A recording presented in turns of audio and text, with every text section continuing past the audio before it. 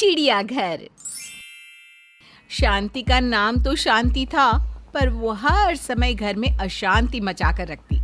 शांति अपनी दोनों बहू निशा और गीता के साथ रहा करती थी। निशा और गीता के 2 बच्चे थे। दोनों ही बहुएं आराम से सुखी से अपना घर चला रही थी। ऐसे ही एक दिन शांति देखती है कि उसकी दोनों बहुओं के बीच में काफी समय से कोई लड़ाई नहीं हुई और कुछ दिनों से आपस में बहुत प्यार भी बना हुआ है। घर का हर समय सन्नाटा अब शांति को कैसे पसंद आता। और एक दिन अपनी दोनों बहुओं के बीच में वो लड़ाई करवा ही देती है। गीता बहू, निशा बहू को मैंने कहा था कि मेरे थोड़े पैर दबा दे और सर भी, पर बहू ने कहा कि यह काम तेरा है। अब वो तो मेरे पैर सर दबा नहीं देती। मुझ बुढ़िया का तू ही आसरा है। अगर तू ना हो तो पता नहीं मेरा क्या होगा। कोई बात नहीं माँ जी, अगर दीदी ने आपके पैर नहीं दबाए तो मैं हूँ ना, मैं हमेशा की तरह आपका सर भी दबा दूंगी और पैर भी, और आपको आपकी दवाई भी दे दूंगी। हाँ बस थोड़ी देर रुकिए, मैं पहले अपनी थोड़ी सी ये काम खत्म कर लूँ, उसके बाद खाना बनाकर आपके पैर दबा देती हूँ। ठीक है बहू, तू ही तो है जिसे मेरी और घर की परवाह है। बड़ी बहू से तो कुछ भी कहना बेकार है। गीता खाना बनाकर सबको खिला देती है और सोने से पहले अपनी सास के पैर भी दबा देती है। इन सब कामों में गीता इतनी ज्यादा थक जाती है कि वो रात के बर्तन नहीं धो पाती और ना ही अपनी जेठानी को बता पाती है। अगली सुबह निशा जब रसोई में जाती है तो गंदे बर्तन देखकर खुद ही धोने लगती है। तभी वहाँ शांति आकर कहती है, रात में छोटी बहू अपने घर वालों से बातें करके टाइम पास कर रही थी, और मैंने जब कहा कि बहू रात के बर्तन धो ले, बड़ी बहू की तबीयत कुछ ठीक नहीं। कहने लगी, मैं कोई नौकरानी थोड़ी ना हूँ जो घर के सारे काम करूँ। सारे बर्तन तेरे ऊपर छोड़ दिए। तू है जो उसे पूरे दिन घर के किसी भी काम को छूने नहीं देती। और एक उसे देख ले। अपनी सास की ये बात सुनकर निशा को बहुत गुस्सा आता और वो बर्तन छोड़ देती है। कुछ देर बाद जब गीता रसोई में जाती है और रात के बर्तन अब तक वैसा का वैसा सिंक में देखती है तो अपनी जेठानी से कहती है, दीदी आपने अब तक रात के बर्तन साफ नहीं किए। रात के बर्तन रात में ही धो लेने चाहिए, और अब तो बच्चों का स्कूल जाने का समय भी हो चुका है। जेठ जी और आपके देवर भी ऑफिस के लिए तैयार हो रहे हैं, तो खाना भी नहीं बना, सब कुछ मैं ही करूँ क्या? लगता है सुबह का काम भी अब मुझे ही करना पड़ेगा। अरे खाना नहीं बनाया, कम से कम बर्तन तो साफ कर दी थी।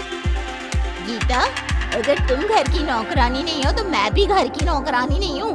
पूरा दिन घर का काम करती हूँ, तब जाकर तुम रात को काम करती हो। तुम्हें नहीं लगता कि रात के बर्तन तुम्हें खुद धो लेने चाहिए थे? वैसे भी ये तुम्हारा काम, मेरा नहीं। दीदी, अगर आपने काम की बात कर ही दी है तो क्या आपको नहीं लगता कि अगर मैं माँ जी के हाथ पर रोज दबाती हूँ तो महीने में एक दिन आपको भी माँ जी की सेवा कर लेनी चाहिए? मैं बिजी थी इसलिए बर्तन नहीं धो सकी, और अगर आप एक दिन मेरे हिस्से का काम कर भी दोगी तो क्या हो जाता?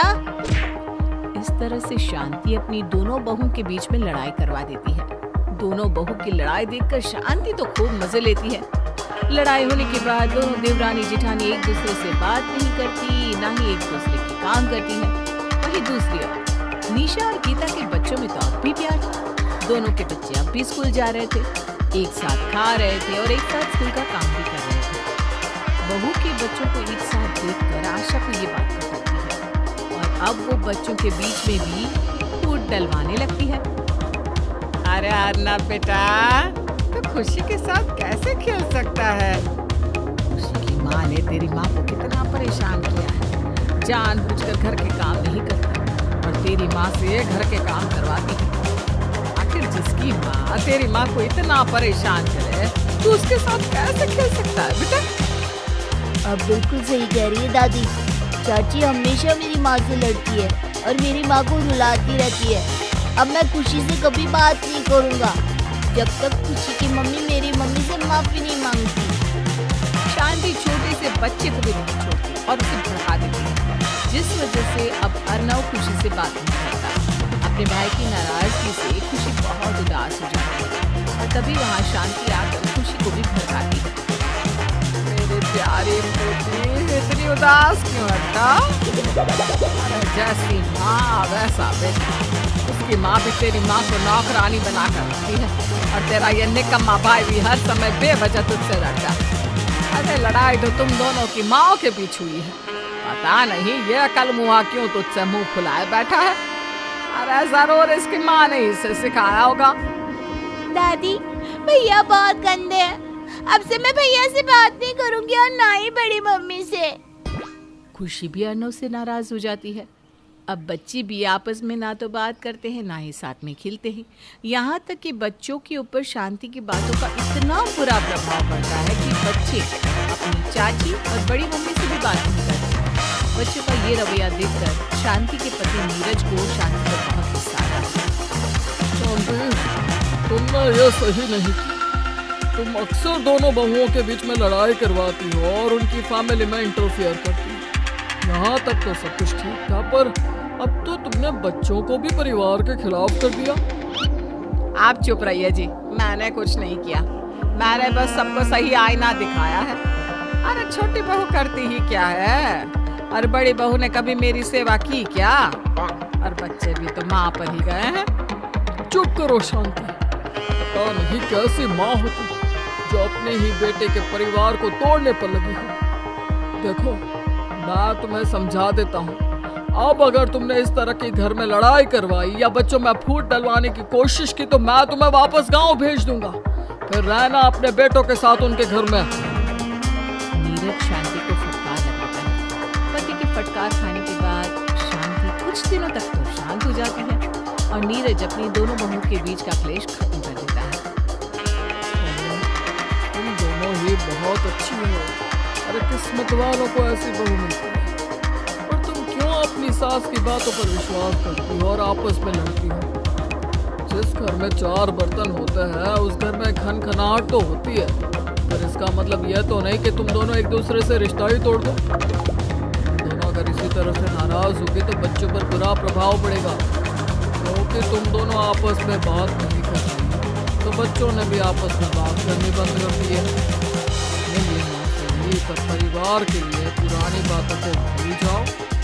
एक सास की बातों पर कभी विश्वास मत करो। पिताजी आप बिल्कुल सही कह रहे हैं। घर में छोटी मोटी लड़ाई तो होती रहती है, पर हमारी इस लड़ाई का असर अब हमारे बच्चों पर पड़ रहा है और हम कभी नहीं चाहते कि हमारी नाराजगी के चलते हमारे बच्चे एक दूसरे से दूर हो जाए। दीदी आप बिल्कुल सही कह रही हैं। अब से हमारे बीच में कितनी ही लड़ाई क्यों ना हो जाए, पर हम अपनी लड़ाई में बच्चों को नहीं घसीटेंगे और ना ही आपस में कभी मनमुटाव रखेंगे। मुझे अच्छा लगा कि मेरी बहू ने मेरी बात का मान रखा और अपनी लड़ाई को फिर से यही कहूं, अपनी सास की बातों पर विश्वास मत किया करो। इतने सालों से रह रही हो, क्या अब तक अपनी सास की हरकतों को समझ नहीं सकी? अरे उसे अच्छा लगता है लोगों को आपस में लड़वाना और मजे लूटना। तुम्हारी सास शुरू से ही ऐसी है, मेरी ये बात गांठ बांध लो। इस तरह नीरज अपने घर की कलेश को खत्म करता है और साथ ही साथ बच्चों के बीच बढ़ रही दूरियों को भी।